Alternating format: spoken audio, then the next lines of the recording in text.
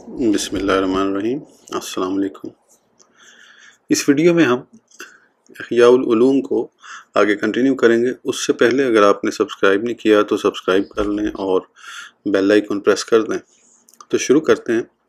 ईमान के इकरार में इस्तिस्ना। सवाल, इस्लाफ के कौल में इंशाअल्लाह मोमिन हूँ का क्या मतलब है? हालांकि इस्तिस्ना शक होता है और ईमान में शक कुफर है,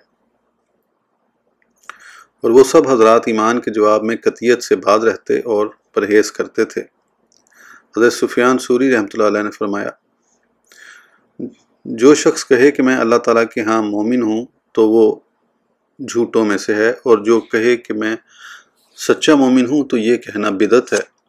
तो वो किस तरह झूठा होगा, हालांकि वो जानता है कि वो ज़ाती तौर पर मोमिन है। तो जो आदमी फ़ी नफ्सा मोमिन हो वो अल्लाह ताला के यहाँ भी मोमिन होता है। जैसे कोई शख्स तवील कामत और सखी हो और उस बात को जानता भी हो तो वो अल्लाह ताला के नज़दीक भी उसी तरह होता है। इसी तरह वो शख्स जो खुश, गमगीन, सुनने वाला और देखने वाला होता है, अल्लाह ताला के हाँ भी उसी तरह होता है। और अगर किसी शख्स को कहा जाए कि क्या तू हैवान है, और तो वो ये जवाब देना पसंद नहीं करेगा कि इंशाअल्लाह मैं हैवान हूँ। और जब हज़रत सुफियान रहमतुल्लाह अलैह ने ये बात फरमाई तो उनसे पूछा गया, आप क्या फरमा रहे हैं? तो उन्होंने फरमाया, कहो हम अल्लाह ताला पर और जो कुछ हमारी तरफ उतारा गया उस पर ईमान लाए। तो इस बात में कि हम अल्लाह ताला पर और जो कुछ हमारी तरफ उतारा गया उस पर ईमान लाए और इस बात कि मैं मोमिन हूँ क्या फ़र्क है? हज़रत हसन से पूछा गया कि क्या आप मोमिन हैं? उन्होंने फरमाया, इंशाअल्लाह। पूछा गया, अबू सईद ईमान में इस्तिस्ना क्यों कर रहे हैं? उन्होंने फरमाया, मुझे खौफ आता है कि मैं हाँ कह दूँ और अल्लाह ताला फरमाए, ए हसन तूने झूठ बोला है और मुझ पर कलमा अजाब साबित हो जाए। वो फरमाया करते थे कि मैं इस बात से बेखौफ नहीं हूँ कि अल्लाह ताला मेरे बाज़ ऐसे आमाल पर मतला हो जिन्हें वो नापसंद करता है, तो वो मुझ पर नाराज़ हो जाए और फरमाए, चला जा, मैं तेरे किसी अमल को कबूल नहीं करता, तो मैं बेमौका अमल करता हूँ। हज़रत इब्राहीम अदम रहमुल्लाह ने फरमाया, जब तुमसे पूछा जाए कि क्या तुम मोमिन हो तो तुम कहो ला इलाहा इल्लल्लाह। एक मतबा फरमाया, यूँ कहो कि मुझे अपने ईमान में शक नहीं। और तीसरा सवाल बिदअत है। हज़रत अलकमा से पूछा गया, क्या आप मोमिन हैं? उन्होंने फरमाया, मैं उम्मीद रखता हूँ इंशाअल्लाह। हज़रत सूरी फरमाते हैं, हम अल्लाह ताला, उसके फ़रिश्तों, उसकी किताबों और उसके रसूलों पर ईमान रखते हैं, लेकिन ये नहीं जानते कि हम अल्लाह ताला के नज़दीक क्या हैं। तो इस इस्तिस्ना का क्या मतलब है? जवाब, ये इस्तिस्ना सही है और उसकी 4 वजह हैं। 2 वजहों की निस्बत शक की तरफ है, असल ईमान की तरफ नहीं, अलबत्ता उसके ख़ात्मे और कमाल के साथ ताल्लुक़ है। और 2 वजहों की शक की तरफ निस्बत नहीं। पहली वजह, ये शक की तरफ मंसूब नहीं है बल्कि इस बात के खौफ से है। एहतराज़ किया जाता है कि खुद अपने नफ्स की पाकीज़गी बयान ना करे। अल्लाह ताला इरशाद फरमाता है, फ़ला तुज़क्कू अनफुसकुम, अपनी पाकीज़गी बयान ना करो। और फरमाया, आलम तरा इलल्लज़ीना युज़क्कूना अनफुसहुम, क्या आपने उन लोगों को नहीं देखा जो अपनी पाकीज़गी खुद बयान करते हैं? और इरशाद खुदाबंदी है, उन्जुर कैफ़ यफ्तरूना अलल्लाहिल काज़िब, देखिए किस तरह अल्लाह ताला पर झूठ गढ़ते हैं। किसी दाना से पूछा गया, बुरा सच क्या है? उसने जवाब दिया, इंसान का अपनी तारीफ़ करना। और ईमान बुजुर्गी की आला सिफ़ात में से है और उस पर यकीन से बात करना मुतलक पाकीज़गी बयान करना है। और इस्तिस्ना का सीगा गोया उर्फ से मुंतकिल किया गया है। जिसे किसी इंसान से पूछा जाए, आप तबीयत या फ़कीह या मुफस्सिर हैं, तो वो कहेगा, हाँ इंशाअल्लाह। तो ये तशकीक की जगह में नहीं है बल्कि अपने नफ्स को ज़ाती पाकीज़गी के बयान से निकालना है। तो ये सीगा तरदीद और नफ्स खबर को कमज़ोर करने के लिए है, यानी खबर से जो बात लाजिम आती है उसे कमज़ोर करना है, और वो अपना तज़किया है। इस तावील के मुताबिक अगर किसी बुरे वस्फ़ के बारे सवाल किया जाए तो इस्तिस्ना बेहतर नहीं है। दूसरी वजह, हर हाल में अल्लाह ताला के ज़िक्र से लो लगाना और तमाम अमूर को मशीयत खुदावंदी की तरफ फेरना। अल्लाह ताला ने अपने नबी सल्लल्लाहु अलैहि वसल्लम को भी यही तरीका सिखाया। इरशाद खुदावंदी है, वला तक़ूलन्ना लिशैइन इन्नी फ़ाइलुन ज़ालिका गदन इल्ला अन यशाअल्लाह। तर्जुमा, किसी काम के बारे में ये ना कहें कि मैं इसे कल करूँगा मगर इंशाअल्लाह कहें। फिर इस बात को गैर मशकूक अमूर तक महदूद नहीं रखा बल्कि फरमाया, लक़द खुलुन्नल मस्जिदल हराम इंशाअल्लाहु आमिनीना मुखल्लिकीना रुऊसकुम व मुकस्सिरीन। तर्जुमा, तुम ज़रूर मस्जिद हराम में दाखिल होगे अगर अल्लाह ताला ने चाहा اس حال میں کہ امن والے ہوگے اور اپنے سروں کو منڈوانے والے یا بال کٹوانے والے۔ حالانکہ اللہ تعالیٰ کو علم تھا کہ وہ ضرور داخل ہوں گے اور یہی اس کی مشیت تھی، لیکن مقصود اس بات کی تعلیم دینا تھا۔ تو نبی اکرم صلی اللہ علیہ وسلم اللہ تعالیٰ کی طرف سے جو خبر بھی دیتے، چاہے وہ معلوم ہوتی یا مشکوک، اس میں یہی طریقہ اختیار فرماتے۔ حتیٰ کہ جب نبی اکرم صلی اللہ علیہ وسلم قبرستان میں داخل ہوئے تو فرمایا، السلام علیکم دار قوم مؤمنین وإنا انشاء اللہ بکم لاحقون۔ اے مومنوں کے گھر والوں، تم پر سلامتی ہو، اگر اللہ تعالیٰ نے چاہا تو ہم بھی تمہارے ساتھ ملنے والے ہیں۔ حالانکہ ان کے ساتھ ملنے میں کوئی شک نہیں، لیکن ادب کا تقاضا ہے کہ اللہ تعالیٰ کا ذکر کیا جائے اور امور کا اسی سے ربط قائم کیا جائے، اور یہ صیغہ اس بات پر دلالت کرتا ہے۔ حتیٰ کہ عرف میں یہ رغبت اور تمنا کے اظہار کے لیے استعمال ہوتا ہے۔ جب تم سے کہا جائے کہ فلاں شخص جلدی مر جائے گا تو تم کہتے ہو انشاءاللہ، تو اس سے تمہاری رغبت معلوم ہوتی ہے، شک معلوم نہیں ہوتا۔ اور جب تم سے کہا جائے فلاں شخص کی بیماری جلد ختم ہو جائے گی اور وہ صحیح ہو جائے گا تو تم لفظ انشاءاللہ کہتے ہو، یعنی یہ بھی رغبت کا اظہار ہے۔ تو یہ کلمہ شک سے رغبت کی طرف پھیر دیا گیا، تو اسی طرح اللہ تعالیٰ کے ذکر کی طرف پھیر دیا گیا، بات جس قسم کی بھی ہو۔ تیسری وجہ یہ شک کی طرف منسوب ہے اور اس کا معنی ہے میں انشاءاللہ یقیناً مومن ہوں، کیونکہ اللہ تعالیٰ نے چند لوگوں کو خاص کرتے ہوئے ارشاد فرمایا، اولئک هم المؤمنون حقا، ترجمہ وہ لوگ سچے مومن ہیں۔ تو اس کی دو قسمیں ہو گئیں، اور یہ کمال ایمان میں شک کی طرف لوٹتا ہے، اصل ایمان کی طرف نہیں، اور ہر شخص کو اپنے ایمان کے کمال میں شک ہوتا ہے، اور یہ کفر نہیں، اور کمال ایمان میں شک دو وجہ سے صحیح ہے۔ نمبر 1، منافقت ایمان کے کمال کو زائل کر دیتی ہے اور یہ پوشیدہ بات ہے، اس سے برات ثابت نہیں ہو سکتی۔ نمبر 2، ایمان نیک اعمال سے مکمل ہوتا ہے اور کامل طور پر ان اعمال کے وجود کا علم نہیں ہوتا۔ عمل کے بارے میں ارشاد خداوندی ہے، انما المؤمنون الذین آمنوا باللہ ورسولہ ثم لم یرتابوا وجاہدوا باموالہم وانفسہم فی سبیل اللہ اولئک هم الصادقون۔ ترجمہ، بے شک کامل مومن وہ لوگ ہیں جو اللہ تعالیٰ اور اس کے رسول صلی اللہ علیہ وسلم پر ایمان لائے، پھر انہوں نے شک نہیں کیا اور اللہ تعالیٰ کے راستے میں اپنے مالوں اور جانوں کے ساتھ جہاد کیا، وہی لوگ سچے ہیں۔ تو شک اس صدق میں ہوتا ہے۔ اسی طرح اللہ تعالیٰ نے ارشاد فرمایا، وَلَكِنَّ الْبِرَّ مَنْ آمَنَ بِاللَّهِ وَالْيَوْمِ الْآخِرِ وَالْمَلَائِكَةِ وَالْكِتَابِ وَالنَّبِيِّينَ۔ ترجمہ، لیکن نیکی اس شخص کی ہے جو اللہ تعالیٰ، آخرت، فرشتوں، کتاب اور انبیاء کرام پر ایمان لایا۔ تو 20 اوصاف کی شرط بیان فرمائی، جیسے وعدہ پورا کرنا اور مشکلات پر صبر کرنا۔ پھر فرمایا، اولئک الذین صدقوا، ترجمہ یہی لوگ سچے ہیں۔ اور ارشاد خداوندی ہے، یرفع اللہ الذین آمنوا منکم والذین اوتوا العلم درجات۔ ترجمہ، اللہ تعالیٰ تم میں سے ایمان والوں اور ان لوگوں کے درجات بلند کرتا ہے جنہیں علم دیا گیا ہے۔ اور ارشاد فرمایا، لا یستوی منکم من انفق من قبل الفتح وقاتل۔ ترجمہ، اور تم میں سے جن لوگوں نے فتح مکہ سے پہلے خرچ کیا اور جہاد کیا وہ برابر نہیں۔ اور فرمایا، ہم درجات عند اللہ، ترجمہ وہ اللہ تعالیٰ کے ہاں مختلف درجات والے ہیں۔ نبی اکرم صلی اللہ علیہ وسلم نے فرمایا، الایمان عریان ولباسہ التقوی، ترجمہ ایمان برہنہ ہے اور اس کا لباس تقوی ہے۔ اور فرمایا، الایمان بضع وسبعون بابا او ناہن اماطۃ الاذی عن الطریق، ترجمہ ایمان کے 70 سے زیادہ دروازے ہیں، جن میں سے کم ترین دروازہ راستے سے تکلیف دہ چیز کو ہٹانا ہے۔ تو یہ آیات و احادیث کمال ایمان کے اعمال کے ساتھ تعلق پر دلالت کرتی ہیں۔ ایمان نفاق اور شرک خفی سے برات کے ساتھ بھی مربوط ہے۔ نبی اکرم صلی اللہ علیہ وسلم نے فرمایا، ترجمہ جس آدمی میں 4 خصلتیں ہوں وہ خالص منافق ہے، اگرچہ روزہ رکھے اور نماز پڑھے اور کہے کہ میں مومن ہوں، جب بات کرے تو جھوٹ بولے، جب وعدہ کرے تو خلاف ورزی کرے، جب اس کے پاس امانت رکھی جائے تو خیانت، اور جب جھگڑے تو گالی گلوچ کرے۔ بعض روایات میں ہے، ترجمہ جب معاہدہ کرے تو اسے توڑ دے۔ حضرت ابو سعید خدری رضی اللہ عنہ کی روایت میں ہے، ترجمہ دل 4 قسم کے ہیں، ایک صاف دل جس میں روشن چراغ ہے، یہ مومن کا دل ہے، اور دوسرا دوزخ والا ہے، اس میں ایمان بھی ہے اور منافقت بھی۔ ایمان کی مثال اس سبزی جیسی ہے جیسے میٹھا پانی بڑھاتا ہے، اور منافق کی مثال اس زخم کی ہے جو پیٹ کو بڑھا دیتا ہے، جو مادہ غالب ہوگا اس کا حکم نافذ ہو جائے گا۔ دوسری حدیث میں غلبت علیہ ذہبت بھی، جو بھی اس غالب ہوگا اسے لے جائے گا۔ اور نبی اکرم صلی اللہ علیہ وسلم نے فرمایا، ترجمہ اس امت کے اکثر منافق کاری ہیں۔ यहाँ قرار سے مراد وہ عالم ہیں جو اپنی ذات سے تہمت کو دور کرنے کے لیے علم حاصل کرتے ہیں اور جو کچھ سیکھتے ہیں اس پر ان کا عقیدہ نہیں ہوتا، جیسے وہ لوگ قرآن و حدیث سے سرکار دو عالم صلی اللہ علیہ وسلم کے فضائل سیکھتے ہیں اور پھر انکار کر دیتے ہیں، تو ایسے علماء کو منافق کہا گیا ہے۔ ایک حدیث شریف میں ہے، ترجمہ: میری امت میں شرک چیونٹی کی صفحہ پر چلنے سے بھی زیادہ پوشیدہ ہے۔ حضرت حذیفہ رضی اللہ عنہ سے مروی ہے، فرماتے ہیں نبی اکرم صلی اللہ علیہ وسلم کے زمانے میں ایک شخص کوئی بات کہتا تو وہ مرد دم تک منافق ہی رہتا تھا، اور میں تم سے ایک دن میں 10 بار وہی بات سنتا ہوں۔ بعض علماء نے فرمایا منافق کے زیادہ قریب وہ شخص ہے جس کا خیال ہے کہ وہ منافقت سے پاک ہے۔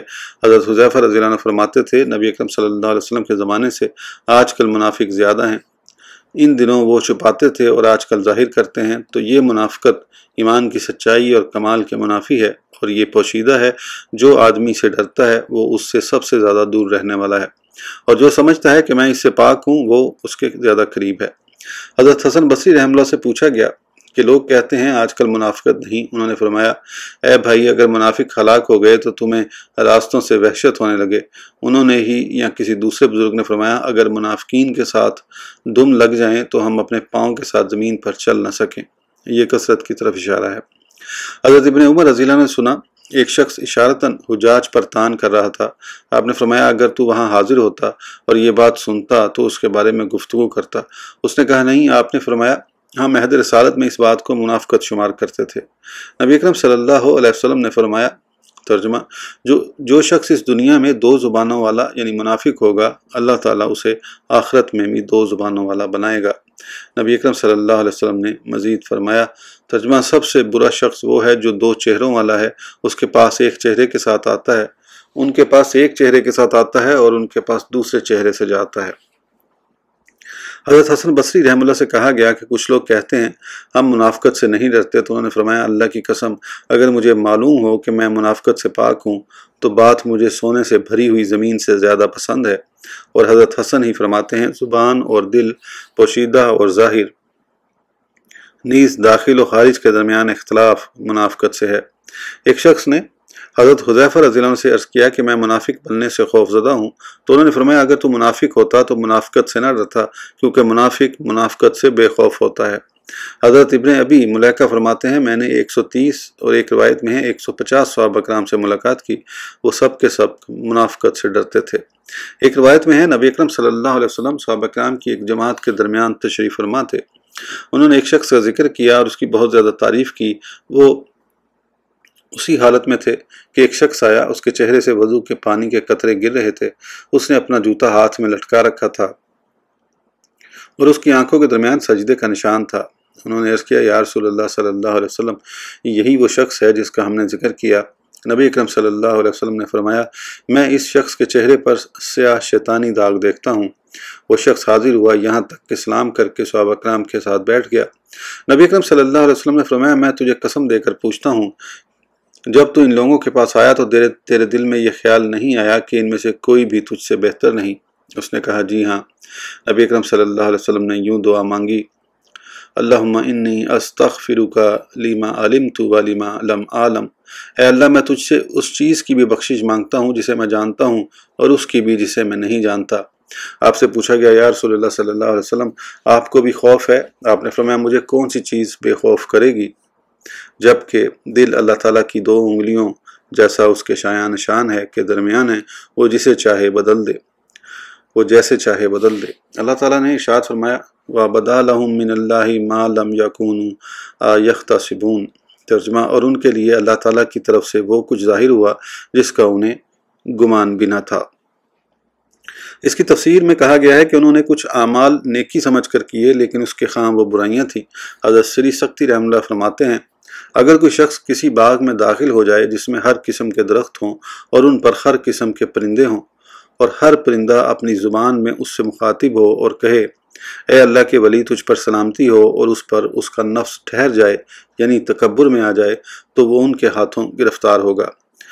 تو یہ احادیث اور اقوال تو یہ بتاتے ہیں کہ منافقت کی باریکیوں اور شرک خفی کی وجہ سے معاملہ خطرناک ہے اور اس سے بے خوف نہیں ہو سکتا۔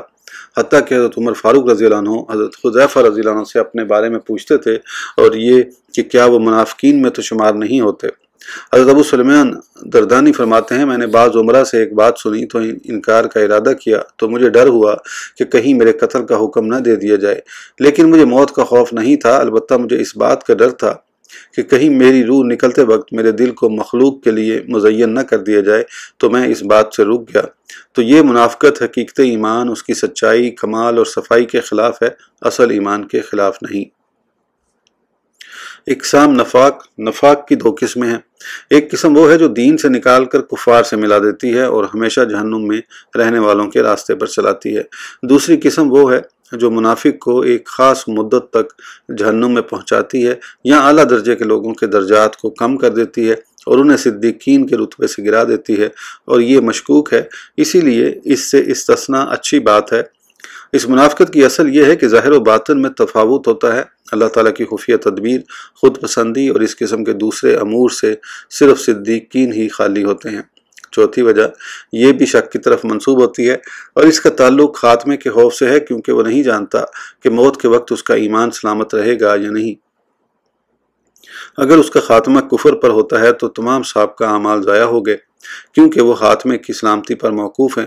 اگر کسی شخص سے چاشت کے وقت روزے کے صحیح ہونے کے بارے میں پوچھا جائے تو وہ کہے گا میں قطعی طور پر روزہ دار ہوں، اور اس کے بعد اگر وہ دن کے دوران روزہ توڑ دے تو اس کا جھوٹ واضح ہو جائے گا، کیونکہ روزے کی درستگی کا دار و مدار دن کے آخر میں سورج غروب ہوتے وقت تک باقی رہنے پر ہے۔ تو جس طرح روزے کے پورے ہونے کا وقت دن ہے، اسی طرح ایمان کے صحیح ہونے کی تکمیل کے لیے پوری زندگی کا وقت مقرر ہے، اور آخری وقت سے پہلے اسے صحیح قرار دینا استحباب پہلی حالت کی بنیاد پر ہے، اور اس میں شک ہے، انجام کا خوف باقی ہے۔ اسی لیے اکثر خوف خدا والے اس بنیاد پر روتے تھے کہ گزشتہ کا انجام اور مشیت ازلیہ اسی وقت ظاہر ہوں گی جب وہ چیز ظاہر ہوگی جس کی بنیاد پر فیصلہ ہے، اور اس پر کسی انسان کو اطلاع نہیں۔ تو خاتمے کا خوف ازلی فیصلے کے سبقت کرنے کے خوف کی طرح ہے۔ بعض اوقات فی الحال حشیت سابقہ کے خلاف ظاہر ہوتا ہے، تو کسے معلوم ہے کہ وہ ان لوگوں میں سے ہے جن کے لیے بھلائی سبقت کر گئی۔ اللہ تعالیٰ کے ارشاد گرامی وجاءت سکرۃ الموت بالحق، اور موت کی بے ہوشی حق کے ساتھ آئی، تو اس حق سے مراد سبقت کرنے والا ازلی کلمہ ہے جو اس وقت ظاہر ہوتا ہے۔ بعض بزرگوں نے فرمایا اعمال کے خاتمے کا وزن کیا جائے گا۔ حضرت ابو درداء رضی اللہ عنہ اللہ تعالیٰ کی قسم کھایا کرتے تھے کہ جو شخص بھی ایمان کے چھن جانے سے بے خوف ہوگا اس کا ایمان چھن جائے گا۔ کہا گیا ہے کہ کچھ گناہ ایسے ہیں جن کی سزا برا خاتمہ ہے، ہم اس سے اللہ تعالیٰ کی پناہ چاہتے ہیں۔ کہا گیا ہے کہ یہ گناہ ولایت اور کرامت کا جھوٹا دعویٰ کرنا ہے۔ بعض عارفین نے فرمایا اگر مجھے مکان کے دروازے پر شہادت ملنا نصیب ہو اور حجرے کے دروازے پر توحید پر موت حاصل ہو تو میں توحید کی حالت میں حجرے کے دروازے پر موت کو اختیار کروں گا، کیونکہ مجھے معلوم نہیں حویلی کے دروازے تک میرے دل میں توحید کے بارے میں کیا تبدیلی واقع ہو جائے۔ ان میں سے بعض حضرات نے فرمایا کہ اگر میں کسی کو 50 سال توحید پر دیکھوں، پھر میرے اور اس کے درمیان ایک ستون حائل ہو جائے اور وہ مر جائے، تو میں توحید پر اس کی موت کا فیصلہ نہیں کروں گا۔ حدیث شریف میں ہے جو شخص کہے کہ میں مومن ہوں تو وہ کافر ہے، اور جو کہے کہ میں عالم ہوں تو وہ جاہل ہے۔ ارشاد خداوندی وَتَمَّتُ كَلِمَاتُ رَبِّكَ صِدْقًا وَعَدْلًا، ترجمہ اور تیرے رب کا کلمہ سچ اور انصاف میں پورا ہو گیا۔ اس آیت کے بارے میں کہا گیا کہ جو ایمان پر فوت ہوا اس کے لیے صدق، اور جو شرک پر مرے اس کے لیے انصاف کا لفظ استعمال ہوا، اور ارشاد خداوندی ہے وَلِلَّهِ عَاقِبَةُ الْأُمُورِ، اور انجام کار اللہ تعالیٰ کے لیے ہے۔ تو جب شک اس درجے کا ہو تو استثناء واجب ہوگی کہ ایمان اس چیز کا نام ہے جو جنت میں فائدہ پہنچائے، جیسے روزہ وہ ہے جو ذمہ داری سے فارغ کر دے، اور جو روزہ غروب آفتاب سے پہلے فارغ کر دے وہ بری الذمہ نہیں کرتا، لہٰذا وہ روزے کی تعریف سے نکل جائے گا۔ ایمان کا بھی یہی معاملہ ہے، بلکہ اس بنیاد پر یہ بات بھی نامناسب نہیں کہ اگر گزشتہ روزے کے بارے میں پوچھا جائے جبکہ وہ فارغ ہو چکا ہو اور کہا جائے کہ کل تم نے روزہ رکھا تھا، تو وہ کہے گا ہاں انشاءاللہ تعالی، کیونکہ حقیقی روزہ وہی ہے جو مقبول ہو، اور مقبول روزہ اس سے پوشیدہ ہے، اس سے صرف اللہ تعالیٰ آگاہ ہے۔ تو اس اعتبار سے تمام اچھے کاموں میں انشاءاللہ کہنا بہتر ہے، اور یہ قبولیت میں شک ہوگا کیونکہ عمل کی سطح صحت کی تمام ظاہر شرائط کو پورا کرنے کے بعد خفیہ امور قبولیت کے قول سے مانے ہیں۔ کیونکہ ان پر وہی ذات مطلع ہے جو سب کا رب ہے، لہٰذا یہ شک اچھا ہے۔ تو ایمان کے بارے میں جواب دیتے ہوئے انشاءاللہ کہنے کی یہ وجوہ ہیں۔ اس کے ساتھ کتاب قواعد عقائد اختتام پذیر ہو گئی۔ اللہ تعالیٰ کے حمد کے ساتھ باب مکمل ہوا۔ ہمارے سردار حضرت محمد مصطفیٰ صلی اللہ علیہ وسلم پر اور آپ کے صدقے تمام مختار بندوں پر رحمت نازل ہو۔ اس ویڈیو کے لیے اتنا ہی، پھر انشاءاللہ تعالیٰ اگلی ویڈیو میں آگے کنٹینیو کریں گے۔ اس وقت تک کے لیے اجازت دیجیے، سبسکرائب کرنا نہ بھولیں۔ اللہ حافظ۔